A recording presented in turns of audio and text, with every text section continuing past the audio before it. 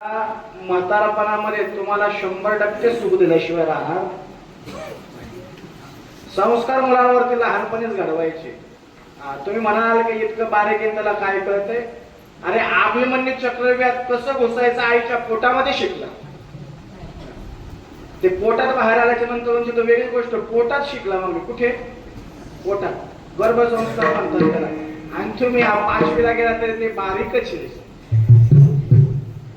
त्यांच्यावर संस्कार घडवायचे असतील तर शास्त्राने सांगितल्या पद्धतीने 5 वर्षाचा मुलगा असेपर्यंत त्याचा फार लाड करायचा. लक्षात घ्या. किती? 5 वर्षाचा.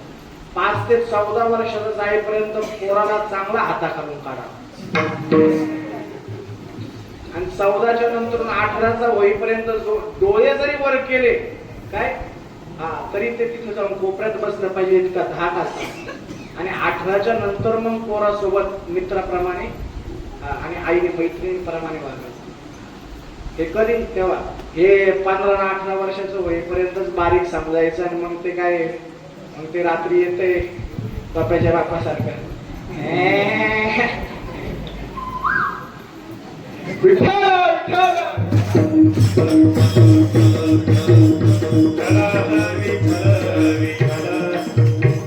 शाश्वत असं काहीच नाही. कुणापासून सुख मिळेल कुणापासून दुःख मिळेल असं आपण काहीच सांगू शकत नाही. आज माणसाचा घडीचा भरोसा नाही. परंतु जाता जाता एवढंच सांगायचंय मला तुम्हाला की आपल्याकडून जेवढं चांगलं कार्य करता येईल तितकं चांगलं कार्य करायचं. काय? जेवढं कार्य चांगलं जमेल तेवढं कार्य चांगलं करायचं. काय? आणि आता तुम्ही हे जर ऐकलं नाही तर माझं काय जाणार आहे का? हे नाही का